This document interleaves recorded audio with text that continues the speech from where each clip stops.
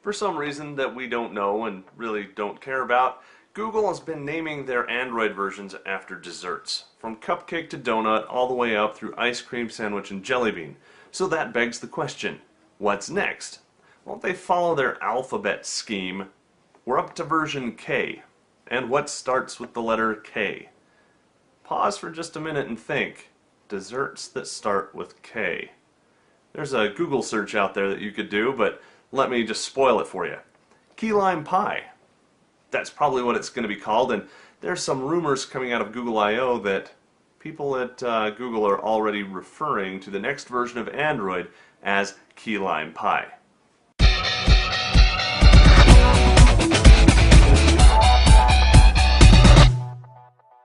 How about versions?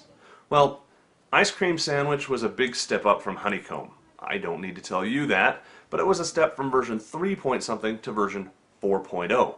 The latest version of ice cream sandwich is 4.0.4. The point 4 at the end being primarily bug fixes. We were kind of disappointed, to be frank, when Jelly Bean came out as version 4.1. Not a huge step forward. Luckily, what was included inside the operating system seems like a huge step forward, even though the version numbering wasn't. So again, that begs the question, what's the next version? Are we going to see version 4.2, maybe a jump to 4.5, or even a jump all the way up to 5.0? I don't know. I'd like to think that it's going to be a major jump up to version 5.0, but the more I look at the OS and what they've done and the buttery smoothness that we have in Jelly Bean, the less I think we're going to have major iterations, at least for the near future. Instead, we'll have minor versions. We'll have version 4.2, 4.3, we might even skip something all the way up to 4.5, but it's going to be an incremental build. That's my guess. Regardless if key lime pie is going to be a major version or a minor version, what's going to be included in it? Well, let's start with the no-brainer. Bug fixes. We know that there are bugs in every version of every software that ever existed. Just kind of sad to think that we have some of those flying in spaceships and satellites, but I digress. We're going to see bug fixes in the next version of Android. Things that we don't know about now, that will be discovered and fixed, will be implemented either along the way as minor patches or altogether in the next version of Android, and probably both. So people that are running on Jelly Bean or Ice Cream Sandwich now will be able to get the bug fixes in the interim, but then all of us will be able to get them when version, whatever we want to call it, comes out in key lime pie. So what else? Improvements.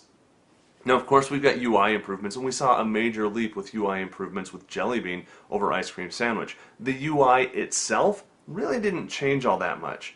We saw some additions with Google Search and, what was it, Google Now, Google Today.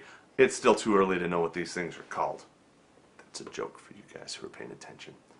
But we're going to see a lot of these minor improvements to the UI, but major improvements to how we experience the UI. Voice will be improved. Touch input will be improved. The way we look at things on the screen will be improved. So we're going to see these improvements that are behind the scenes that just make the entire Android experience that much better. So what else are we going to get? Hardware never sleeps. Okay, I know you can put it into sleep mode and turn it off and stuff, but follow with me, okay? You've got people that are spending their entire careers doing nothing more than figuring out what the next version of the processor is going to be, how the next CPU is going to work, how to cram more cores into a smaller space. Well, this is marching ever onward, so we're going to see, of course, operating systems built to take advantage of all of the progression that we're seeing with hardwares. So what kind of hardware support are we going to see? Right now, Android runs pretty good. Could run better. We need to get better 64-bit support, or any 64-bit support. Then again, we need hardware that supports that as well. We need better multi-core support. Honestly, multi-threading is great, but we've got to find some way to do it better. And not just better at the OS level, but better at the app level as well. Can they do that through the VM? I hope so. That way we won't have to have developers write code specifically to take advantage of a multi-core environment because the VM that the app runs within will just do it. I know that's a lot of technical mumbo jumbo, but it means faster. When we talk about hardware, we also have to talk about platforms or form factors. Now, we already have smartphones, we have tablets, of course now we have a Google tablet. We also have Google TV, which for some reason we didn't hear too much about at the keynotes at Google I/O this time around. And now we've got this weird funky ball thing, the Nexus Q.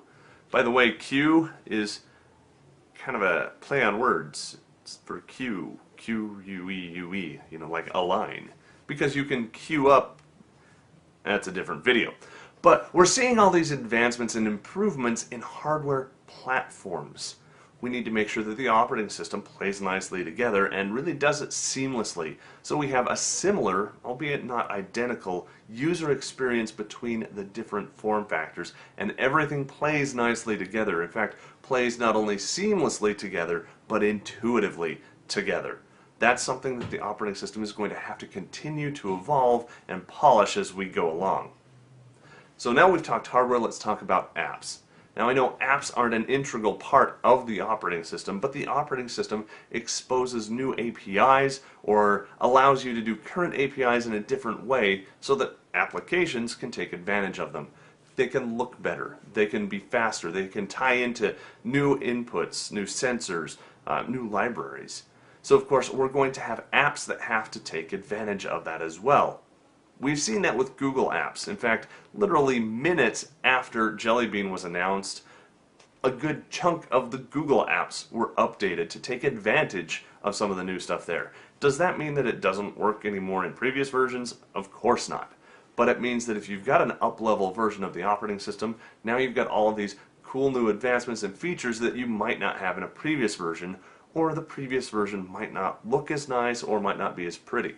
Google has been really good at setting an example of how they can do that and release a new version without sacrificing down-level user experience, and over time build in a lot of the same features and functionalities that the up-level versions are getting into the down-level versions of the operating system, pretty much negating the whole Android is fragmented argument because they're handling that in the code in the apps themselves. The OS is just the platform on which apps run anyway. So that's my thoughts. What about yours? What do you think is going to be coming next in the next iteration of Android, and do you think it's going to be called Android version Key Lime Pie, or is there some other K dessert that you think we might get? Maybe they'll get rid of the whole dessert naming scheme altogether and just call it Android K like they did with the Nexus Q. I don't know. Let us know in the comments down at PocketNow.com. Of course, give the video a big thumbs up if you liked what you heard, and of course share it with your friends and subscribe to the video channel so you don't miss out on our new and upcoming coverage. For Pocket Now and the Android Guy Weekly, I'm Joe Levi.